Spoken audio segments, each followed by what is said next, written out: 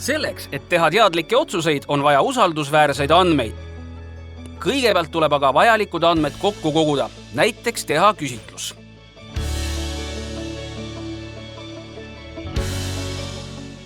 Kas oled mõelnud, kes ja mille alusel valitakse küsimustele vastama, ehk kuidas moodustatakse uuringu valim? Toome ühe näite. Statistikaamet korraldab Eestis rahvusvahelist täiskasvanute oskuste uuringut PIAAK. Selle uuringuga hinnatakse elanike teadmisi ja oskusi. Tulemuste teada saamiseks ei ole vaja küsitleda kõiki täiskasvanuid. Piirduda võib päris väikese hulga inimestega ehk valimiga.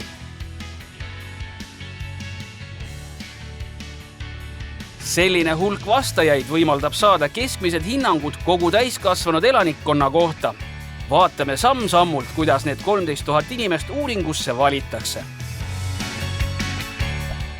Uuringu sihtrühm on inimesed vanuses 16–65 eluaastat. Eestis on neid ligi 800 000. Jagame need 800 000 inimest soo ja vanuse järgi 10 gruppi. Tekib 5 naiste ja 5 meeste gruppi. Nüüd arvutame iga grupi suuruse proportsioonis elanike arvuga. Seejärel otsustab arvuti süstemaatilise valiku teel, kes neid vanusegruppe esindama hakkavad. Võib juhtuda, et valimisse satud nii sina kui ka sinu sõber. Samas võib minna ka nii, et sinu lähikonnast ei satu valimisse keegi. See on nagu loterii. Ühele õnn naeratab, teisele mitte.